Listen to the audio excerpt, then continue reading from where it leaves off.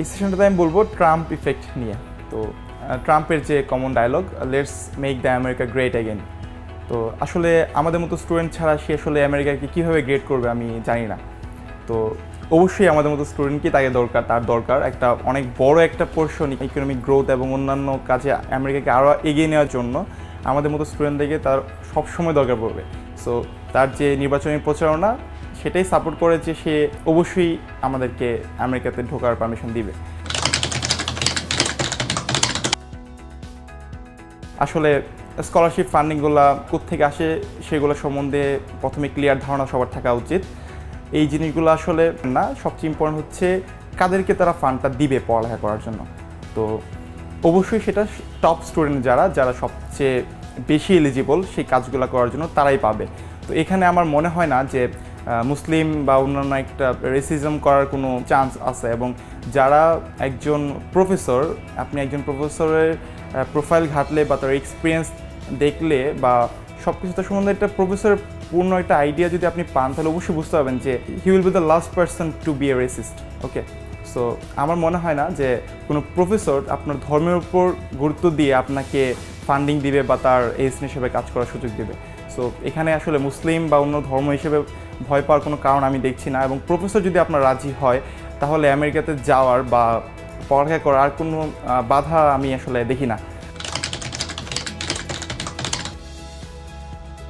যে F1 visa, যে ভিসাটাতে স্টুডেন্টরা পড়তে যায়, সেই ভিসাটা কেন আসছে এবং এইটার আসলে উৎপত্তিটা কী সেটা সম্বন্ধে ক্লিয়ার আইডিয়া আপনাদের থাকা উচিত। F1 ভিসাটা কিন্তু আমেরিকা চালুই করছে ওদের দেশকে এগিয়ে নেওয়ার জন্য।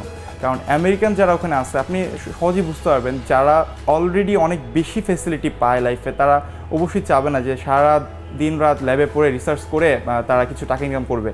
তো তারা আমেরিকানরা অলরেডি অনেক বেশি অ্যাডভান্স, তো তারা এইসব পরিশ্রম করতে চায় না এবং সেজন্যই তারা বাইরে থেকে স্টুডেন্টগুলো নেয়।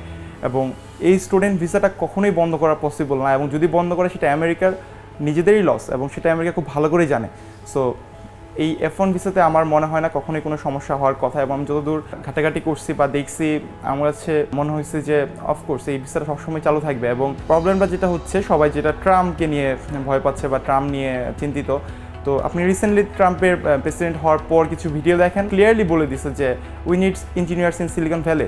এবং অন্যান্য সে বলছে যে আমাদের এখানে অনেক ভালো ভালো ইউনিভার্সিটি ভালো স্টুডেন্টরা পড়তে আসে এবং তারা এখানে থাকতে চায়, এখানে জব করতে চায়, এবং আমরা তাদেরকে হেল্প করব যেন তারা এখানে থাকতে পারে। এবং আপনারা যে লোকটাকে নিয়ে ভয় পাচ্ছেন, সেই যেখানে আপনাদেরকে বলছে, আপনাদেরকে উৎসাহিত করতেছে আসার জন্য, পড়ালেখা করার জন্য, তারপর আসলে ভয় পাওয়ার কী কারণ আছে আমি আসলে জানি না। তো নিজেরাও একটু ঘাটাঘাটি করবেন। আমি আমার এক্সপিরিয়েন্সটা শেয়ার করলাম।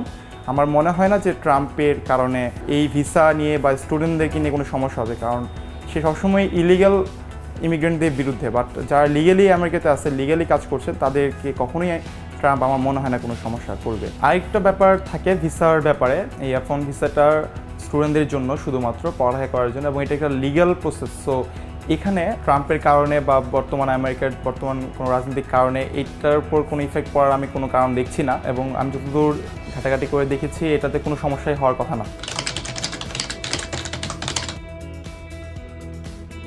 আমি আমার নিজের ভিসা এক্সপিরিয়েন্সটা শেয়ার করতে চাই। সেটা আমার এই নভেম্বরের 22 তারিখে, যেটা অবশ্যই ট্রাম্প নির্বাচিত হওয়ার পর, আমার নিজের ভিসা ইন্টারভিউ ছিল আমেরিকা অ্যাম্বাসিতে। সো আমার যে ভিসা এক্সপিরিয়েন্স, যাদের ফুল ফান্ডিং ম্যানেজ হয়, I-20তে যাদের ফুল ফান্ডিং লেখা থাকে, যেমন আমার ভিসার টাইমটা ছিল মোটামুটি 50 থেকে 60 সেকেন্ড, তারা জাস্ট আপনার I-20টা দেখবে। আপনি সেখানে যে সত্যি পড়ালেখা করতে যাচ্ছেন, আপনি যে একজন লিগাল ইমিগ্রেন্ট হতে যাচ্ছেন, সেখানে আপনার শুধু সেই ব্যাপারটা ওরা নিশ্চিত হবে এবং আপনাকে ভিসা দিবে। এখানে কোনো কিছুই তারা দেখে না। সো যাদের ফুল ফান্ডিং আছে তাদের কোনো চিন্তা করারই কোনো দরকার নেই যে কী হবে না হবে, শুধু যান আপনি, আপনার I-20 আপনার ভিসা। আর যাদের ক্ষেত্রে পার্শিয়াল ফান্ডিং থাকে, যাদের কিছু অ্যাকাউন্ট ব্যাঙ্ক স্টেটমেন্ট দেখাতে হয়, তাদের জন্য আমি বলবো যে তাদের জন্য অবশ্যই তারা ভালোভাবে প্রিপেয়ার হয়ে যাবেন ব্যাপারগুলোতে। কারণ তাকে আপনার কনভিন্স করতে হবে যে আপনি আসলেই যে অ্যাকাউন্টটা দেখাচ্ছেন সেখান থেকে আপনি খরচ করবেন, আপনি সেখানে গিয়ে কোনো ইলিগাল কিছু করছেন না। এবং ব্যাপারটা টোটালি হচ্ছে আপনার নিজের উপর, আপনাকে কিছুটা কনভিন্স করতে হবে। তো সেটাই বলছি, যারা ফুল ফান্ডিং আছেন তাদের চিন্তা করার কোনো দরকার নাই। আপনার I-20 আপনার ভিসা, এবং যাদের পার্শিয়াল ফান্ডিং তারা অবশ্যই একটু প্রিপারেশন নিয়ে যাবেন যেন আপনি আপনার অবস্থান ব্যাপারগুলো ভালোভাবে বুঝাইতে পারেন এবং আপনার ভিসাটা পেয়ে যেতে পারেন।